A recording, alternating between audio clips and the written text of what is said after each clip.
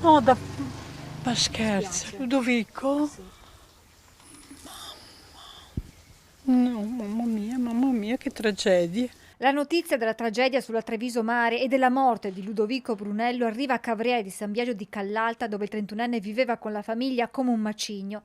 Il ragazzo abitava in questa villetta con i genitori, la mamma infermiera al Cafoncello, dove lavora anche il padre. In via Valdrigo, a poche centinaia di metri da dove ha perso la vita ieri pomeriggio Dina Zanatta, travolta da dei blocchi di cemento caduti da un tir.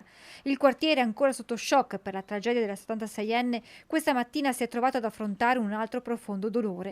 La famiglia Brunello era arrivata a Cavriè quando Ludovico, figlio unico, aveva 9 anni. I vicini lo ricordano così. Sì, si frequentava sempre con i miei figli, qua veniva spesso a giocare, sì, lo conoscevo bene. Dolcissimo, simpaticissimo, era... Mamma mia, che brutta cosa mi ha detto.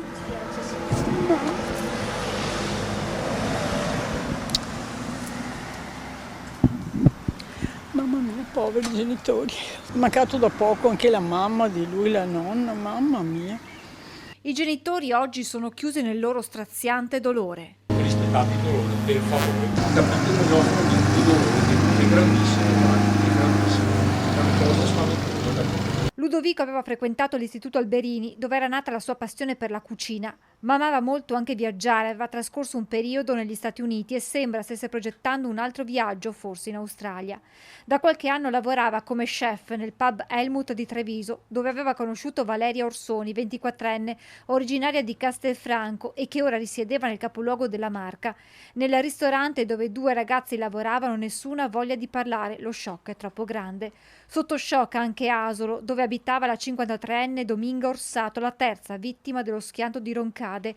Ferito il 56enne che viaggiava al suo fianco, molto conosciuto nell'asolano per la sua attività nel settore del trasporto persone. Voglio esprimere le condoglianze a tutta la sua famiglia, a tutti i suoi amici, a tutti i suoi parenti, non solo a nome mio ma a nome di tutta la città. Sono 4 le comunità sconvolte da quanto accaduto. Oltre a Roncade, dove si è consumata la tragedia, ci sono Asolo, San Biagio e Treviso, dove le 3 vittime vivevano, ricordate dal sindaco Mario Conte in un post su Facebook. Ho appreso con tristezza la notizia della morte in un terribile incidente stradale di Ludovico, Valeria e Dominga.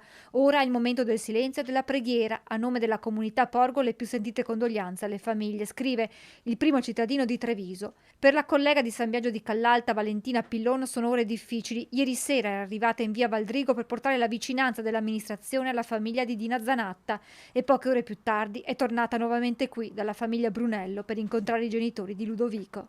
È stata un'altra tragedia che va a sommarsi a quella di ieri, che ci lascia di nuovo senza parole, perché sapere che un giovane ragazzo ha perso la vita in un tragico incidente, nonostante tutto quello che si cerchi di fare per quanto riguarda la sicurezza stradale, davvero la nostra vicinanza a tutta la famiglia.